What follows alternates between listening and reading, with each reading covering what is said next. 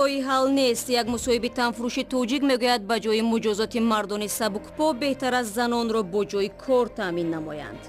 مردکا را جریمه نکنند. ما ای مردکا مینت داریم که ما به همون زندگیمون میروند و یا را جریمه کنند. بیوه زنها چیکار میکنند؟ و مسافران شاهرای کلاب خاروخ طلب دارند که راهسازان افغانستان بر پایه جدول کوه را ترک کنیده حیات و مال مردم را با تهدید مواجه نکنند. اما پاساژیرها حقیقتی زن کودک توقف میشن، میترسن، او سنگ میپرن، میتونه ماشین زدن. وزیر امور خارجه روسیه گفته است این زمان امکان وارد شدن تاجیکستان به اتحادیه اقتصادی اوراسیا در بررسی است. سرگئی لاوروف روز 20 نوامبر قبل از سفرش به ارمنستان در یکی از دانشگاه‌های شهر باکو از پیوستن آذربایجان به این اتحاد استقبال کرده در ادامه افزوده است که داخل شدن تاجیکستان به این سازمان در بررسی قرار دارد. تاجیکستان تا به حال به تشویق‌های روسیه برای شامل شدن به اتحاد اقتصادی اوراسیا با عبارت کوتاه سود و زیانش را می‌آموزیم پاسخ داده است. این گفتگوزارها در حالی است که الماسبک اتامبایف پرزیدنت قرقیزستان در نشست آخرش قاطعانه از این اتحاد گله کرده گفت که در مشکل به وجود آمده میان قرقیزستان و قزاقستان بی‌عملی نشان می‌دهد. در شرایطی که مقامات حفظی حقوق تاجیکستان با اصلاحات بزرگ آماده می شود، مؤسسان نشریه ویچورکا میزان قناعتمندی ساکنان کشور را از کار خادمان پلیس پژوهش کردند. این پرسش در شهر دوشنبه انجام شده است و یک جای می بینیم که چی نتیجه داد. نتیجه های یک پرسش نشان داده است که کار پلیس منفی است. در پرسش زیر عنوان ساکنان درباره پلیس نظرها و انتظارات 42% پرسیده شده ها گفتند که به پلیس اعتماد ندارند و 38% گفتند که تنها قسما به پلیس باوری دارند. گلنار امیرشایوا سردبیر نشریه ویچورکا میگوید بخش نگران کننده نتیجه پرسش این بود که قسمت بیشتر پرسیده شده ها یا 66% ملیسه های منطقوی خود را نمیشناسند. Вопроса о участковых милиционерах, которые непосредственно должны ходить по нашим там дворам. در ما حالا در فیسبوک می نویسند که کسی در خانه ما را کوفته ایستاده است. من می ترسم و در آن نمی کشایم. همه مصلحت می دهند که به رقم باوری وزارت کارهای داخلی زنگ زنید یا به جای دیگر. مقصد آینده ما جمع کردن مقصد اطلاعاتی کارمندان منطقوی ملیسه است که آن را نشر کنیم. برای آنکه مردم نام ملیسه منطقوی خود را دانند و در حالت فوق‌العاده از جمله دزدی یا یگان جنایت دیگر با آنها در تماس باشند سرسان نشوند که در این حالت‌ها باید به کی مراجعت کرد. Воры зайдут там, я не знаю, хулиганы или еще что-то, чтобы они имели связь с ним. پرسش در میان 1200 نفر توسط اینترنت و پرسش‌های روبرو به انجام رسیده است. برگزار کنندگان میگویند پرسش با هدف آموزش افکار ساکنان پایتخت انجام شده است. زمرت امینова میگوید شرایط وضعی روزگار او را مجبور کرده است تا فرزندش را در خانه اینترنت سپارد و به طلبندگی مشغول شود. او از مناسبت کارمندان ملیسه راضی نیست. مچتا دا میشیم قبیده میبردن پول میگفتن یارز مرا قبیده او پازم نخواد با ایدستم 8 من گرفتن. 4 سال پیش وزارت کارهای داخلی تاجیکستان استراتژی اصلاحات ملیسه برای سالهای 2013-2020 را قبول کرد که در دایره آن ده‌ها برنامه برای اصلاح را روی دست گرفته است و یکی از هدفهای مهم آن کسب کردن کارمندان ملیسه و بالا بردن میزان اعتماد جامعه به کارمندان پلیس می باشد. رو می‌آوریم به موضوعهای جهانی. دادگاه آمریکا روز 21 نوامبر به مهاجر ازبک که به کشتار 8 نفر در شهر نیویورک متهم می‌شود 22 اتهام نو اعلام کرد. با سیف الله سایپی 29 ساله حکم قتل تهدید می‌کند. او ماه گذشته ماشین بارکش خود را به سوی راهگذران در نیویورک راند.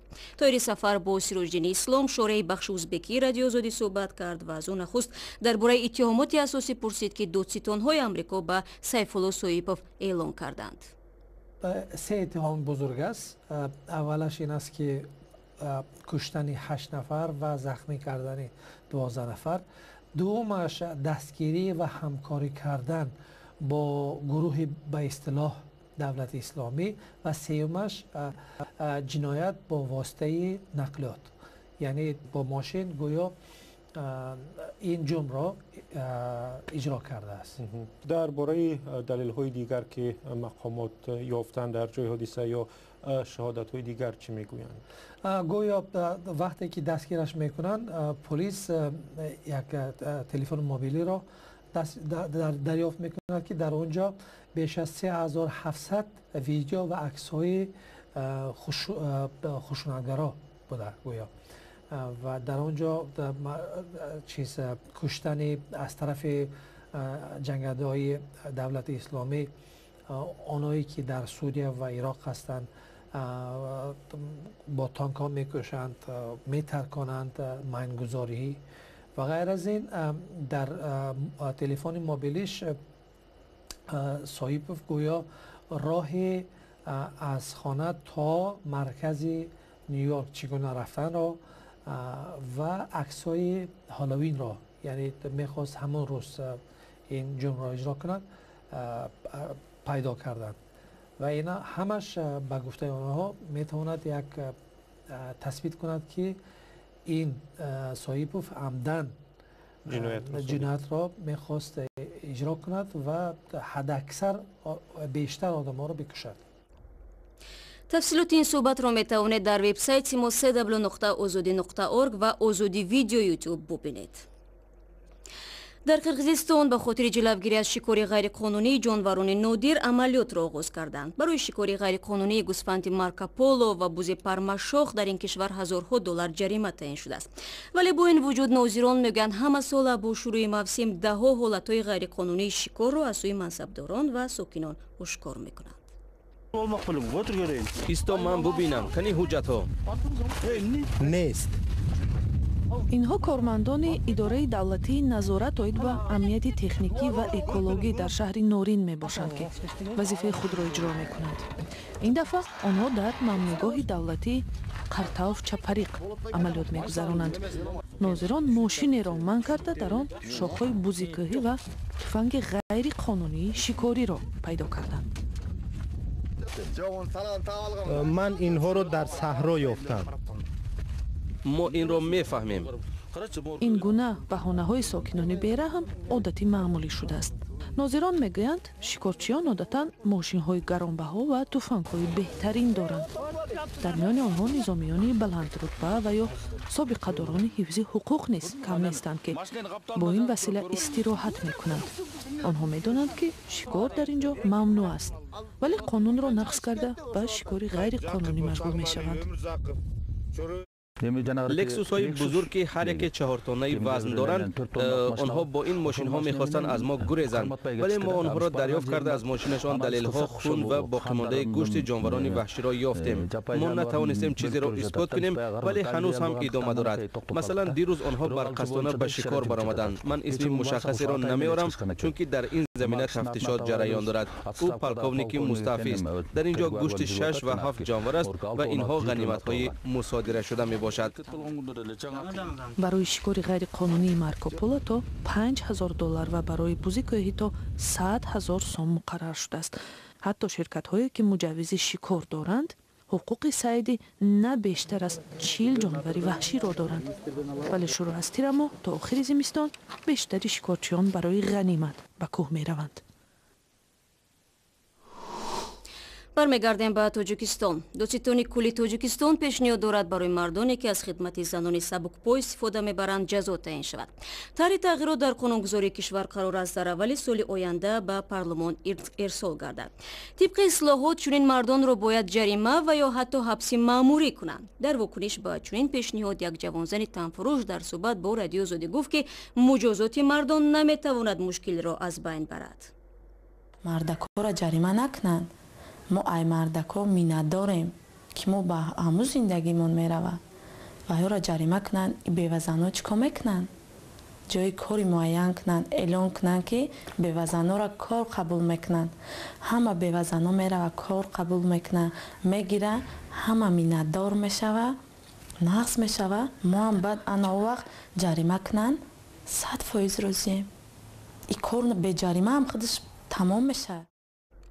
صحبت کامل این جوانزن را که در سامانه آزادی و کانال ما در یوتیوب بحث داغ را به وجود آورد شما نیز میتوانید تماشا کنید و البته نظر و پیشنهاد خود را بنویسید. شهرهای دوشنبه خاروغ که ولایت مختاری بدخشان را با دوشنبه پیوست میکند طول چند سال اخیر بازسازی شده و رفت آمد رانندگان و مسافران را آسان‌تر کرده است. تنها قسمتی از این مسیر که از ناحیه درواز تا خاروغ است باید تعمیر شود. اما در این اواخر شروع ساختمانی را در آن طرف رودخانه 5 بر رانندگان و ساکنان این طرف مرز خطر ایجاد میکند. زیرا راهسازان افغان بدون یگان جدول معین قطعه‌های راه را میتر کنند و سنگریزی‌های آن به ماشین و خانه‌های ساکنان ولایت بدخشان تاجیکستان ضرر می‌رساند. ترمینال مسافربرهای سمت دوشنبه خاروغ روز ده‌ها ماشین از اینجا بار میبرند و مسافر میکشند. راننده ها بعضاً بین خود این راه را چول یا راه توکل میگویند. مسافر خونه‌اش رفتن در کار توکل بر خدا میگه میشینه میره. در پیش موسم دشواری حرکت برای مسافران است و تشویش راننده ها نیز کم نیست. چخیر رای کوهستان چخیر ویرانه نصف راه ساز کردگی اوبول نصف دیگرش ویرانه برف و بارون سر می‌رسد ترما و چی سر میشد. تا مرکز بدخشان زیاده از 600 کیلومتر راه است. تا دهه یاگت ناحیه درواز راه منفرش و هموار است. منطقه شوراباد یک قسمت بدی شاهراه بود. آن را تابستان امسال منفرش کردند.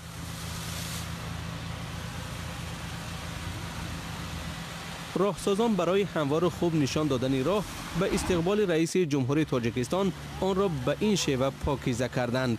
راه‌ها همه منفرش گردیدگی، جای ایستگاه‌ها همه جوابگو، آشخانه‌ها همه به سمت همون درجه‌های عالی‌ترینش ساخته شدگی، همه جوابگوی حاضر زمان است. اما سفر تا قلعه خم می رود. بقیه راه چنین حاضر زمان نیست. راننده هایی که تا خاروغ می روند بقیه راه را ترسناک تصویر می کنند. حالا برزم ویرانی راه دیگر چیز است که مردم را نگران کرده است. شاهراه از نزدیکی مرز تاجیکستان و افغانستان می گذرد. فقط دریای 5 دو کشور را جدا می سازد. فاصله بین دو ساحل نزدیک هم می شود. چند سال است که در آن طرف راهی ماشینگرد می سازند و کوه ها را می تر کنند. راه را ساز میکنن میتر کنن سنگو میپرن این طرف سنگوی تیز بالون میزنن. راننده ها شکایت میکنند که راهسازان افغان هر وقتی که خواستند قطعه های راه را میتر کنند و سنگریزه ها بر سر مسافران و رانندگان میریزد. پاساژیرها میترسن خواهد بتر کنن پاساژیر تلخکف نمیشه. اما پاساژیرها خیلی قطعی زن کودک تلخکف میشن میترسن. او سنگ میپرن میتونه ماشین زدن. رانندگان و مسافران از دولت تاجیکستان میخواهند برای سفر امنی آنها در شهرهای دوشنبه خاروغ چاره بیاندیشد. از مقامات افغان بخواهند که جدول ترکش ها را ترتیب دهند تا خطر به جان مردم تهدید نکند.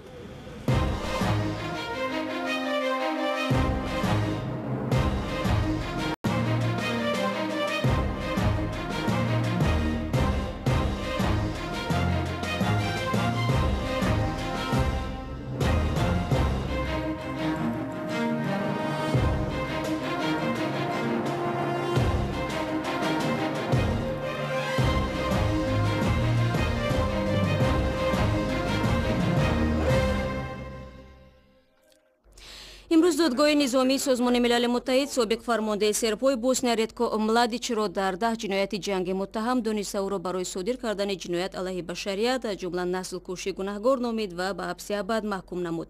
خود او هم در وقت اعلان بندهای اتهام در دادگاه حضور داشت، اما بعداً از تالار بیرون برده شد و ملادیچ که دشمنانش او را قصاب بوسنیا نام می‌بردند از روی 11 بند اتهام نسل کشی، جنایت علیه انسانیت و جنایت جنگ متهم می‌شود.